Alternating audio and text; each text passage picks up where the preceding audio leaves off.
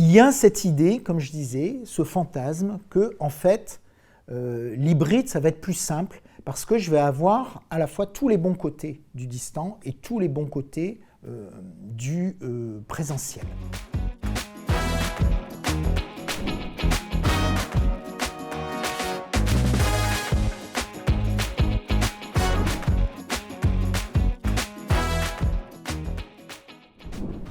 En fait, il y a beaucoup d'organismes de formation qui mettent en œuvre l'hybridation. Les raisons, c'est souvent des raisons, pour moi, qui sont de l'ordre du fantasme. C'est-à-dire, c'est cette idée, finalement, que l'enseignement à distance ne permet pas de tout enseigner, que l'enseignement présentiel est de toute façon la panacée, et que, donc, on va essayer de mêler à la fois du distant et du présentiel. Et d'ailleurs, on va mettre à distance souvent des cours qu'on ne sait pas bien faire en présentiel. On va mettre des disciplines qui sont des disciplines très théoriques, donc qui seraient difficiles à enseigner de façon classique, tu vois. Donc des disciplines comme les mathématiques, on va les mettre à distance. Ou alors, on va se retrouver face à des étudiants de niveau très hétérogène, et on se dit, bon, finalement, le rattrapage, je vais le mettre à distance. Et donc, je vais créer des formations à distance pour les gens, et je vais me retrouver avec une formation qui, finalement, est une formation un peu hybride. Et je vais surtout me débarrasser d'un problème, et ce problème, je vais le mettre sur le distant. Également, des considérations économiques. Là, j'étais sur un dispositif qui est un dispositif où finalement, donc dans un autre pays que la France, où finalement le ministère a décidé que 2/3 de la formation aurait lieu à distance. Il y a derrière sans doute des raisons économiques. On a vu pendant la pandémie beaucoup de formations, une partie de la formation qui se faisait également à distance pour des raisons pragmatiques liées à la pandémie. Donc souvent, on a beaucoup de raisons qui ne sont pas forcément de bonnes raisons. Il y a cette idée, comme je disais, ce fantasme que, en fait, l'hybride, ça va être plus simple parce que je vais avoir à la fois tous les bons côtés du distant et tous les bons côtés du présentiel. Donc dans le présentiel, je vais avoir les relations entre les gens, et puis dans le distant, je vais avoir l'accès à la formation à tout moment, en tout lieu, et puis surtout, ça ne se fera pas pendant le temps de travail. En fait, l'hybride, moi je travaille dans l'hybride depuis les années 2000, l'hybride c'est quelque chose de très compliqué.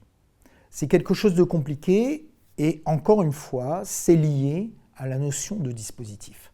Le dispositif présentiel, il respecte les 3 règles de la tragédie grecque.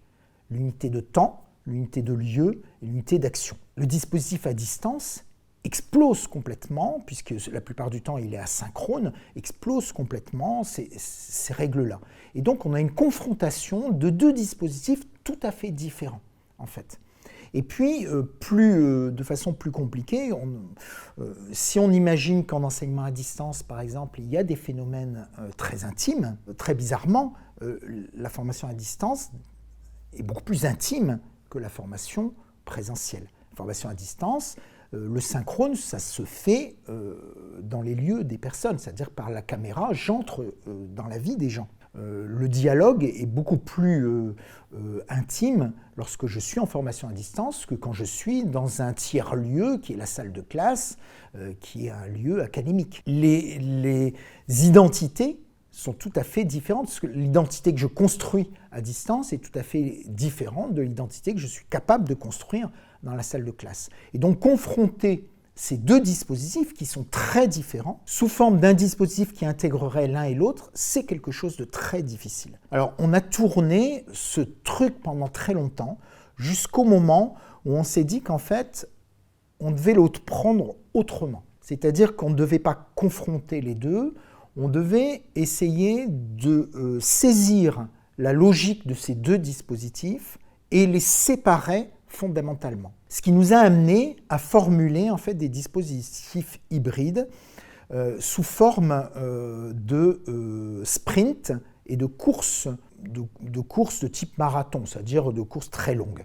Donc on a des courses très longues dans lesquelles on va avoir de la formation à distance, dans lesquelles on va systématiquement séparer les différents cours, c'est-à-dire qu'on va favoriser une appropriation fine du cours, mais sans cultiver les liens avec d'autres cours. On va travailler une sorte de fil rouge qui va regrouper l'ensemble de ces cours-là et qui va déboucher sur une période présentielle qui aura lieu sous forme de sprint. Une période un peu longue de 2 mois pendant laquelle on travaille à distance, avec des cours spécifiques, des activités spécifiques, d'approfondissement sur chacun de ces cours, et puis un fil rouge pendant ces 2 mois-là qui vient préparer le moment qui va être le moment de sprint. Et pendant le moment de sprint, il n'y a pas de cours. Pendant le moment de sprint, on commence, la première, c'est donc un sprint d'1 semaine. La première demi-journée, il y a une sorte de voiture-balai où on a un enseignant qui maîtrise l'ensemble des cours et qui va plus ou moins recadrer sur certains des cours qui n'auraient pas été suffisamment approfondis. Et puis, tout le reste du temps va avoir pour objet la production d'un mini-projet. Et ce mini-projet va être soutenu le dernier jour de la semaine de sprint. Et donc, la première fois où on fait le système, les personnes ont tendance un peu à négliger les cours à distance et arrivent sur le premier sprint en n'ayant pas forcément travaillé tous les cours à distance. Mais ils se retrouvent très démunis puisqu'il y a une réalité qui est qu'il y a une soutenance à la fin de la semaine. Et donc, il n'y a que 5 jours en fait pour produire le mini-projet. Dès le deuxième mini-projet, les étudiants comprennent, vont travailler beaucoup plus profondément les cours à distance, vont travailler en amont du sprint le fil rouge et vont arriver sur ce fameux mini-projet en étant beaucoup plus à l'aise. Alors, dans un dispositif comme ça, qui est un dispositif hybride, on constate quasiment toujours le même mécanisme pendant cette fameuse semaine de sprint. Pendant cette semaine de sprint, il y a la première journée qui est ce que j'appelle la voiture-balai, où on revoit l'ensemble des cours qui ont été faits à distance. Il y a à mi-parcours du sprint, souvent c'est le mercredi, une réelle remise en cause. C'est-à-dire qu'en fait, il y a beaucoup de considérations qui se sont construites, de choses qui se sont construites de façon un peu erronée pendant la formation à distance et qui sont remises en cause par le fait que d'un seul coup, tout ce que j'ai appris doit être mis dans un mini-projet. Et le fait de composer l'ensemble de toutes ces parties, on a l'habitude de dire que le tout est plus important que la somme de ces parties.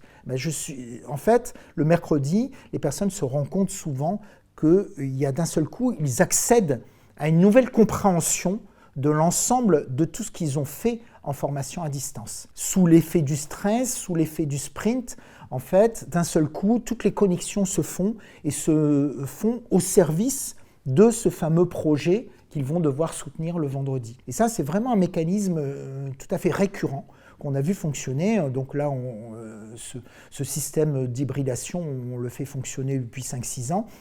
Il y a vraiment, à chaque fois, on reconstate de nouveau ce phénomène-là. Donc voilà, pour nous, ce que l'on propose comme dispositif hybride, c'est bien de séparer clairement 2 moments. Un moment d'approfondissement, de travail sur chacun des cours et de posture réflexive en même temps, donc un moment de travail à long terme en fait, pendant 2 mois, où on va travailler donc chaque cours, l'approfondir et avoir ce recul par rapport à l'ensemble de ces cours, ce recul qui va être favorisé par ce fameux fil rouge que je vais travailler en groupe. Et puis le moment de stress qui débouche sur une soutenance. Quand on a mis en place ce système-là, en fait, on a explosé complètement l'approche programme de la formation. C'est-à-dire qu'on s'est intéressé non plus à la composition des UE, etc., mais plutôt au référentiel de compétences. Et donc, on a structuré l'ensemble de formation par rapport à ce référentiel de compétences en identifiant une série de mini-projets. Chaque mini-projet correspondant à un sprint, correspondant à un petit marathon avant autour de 2-3 matières. 2-3 matières que l'on travaille pendant le marathon, qui débouche sur ce sprint, ce mini-projet, qui adresse les compétences du référentiel. L'ensemble des mini-projets venant couvrir l'ensemble du référentiel de compétences. Alors évidemment, tout ça, ça pose des difficultés à l'université, puisque l'université, elle s'attend à ce que l'on produise des enseignements, à ce qu'on produise des UE, que l'on produise des notes, que l'on rentre dans un logiciel qui correspondent à une UE particulière, dont on calcule une moyenne qui permet ou non d'acquérir un diplôme.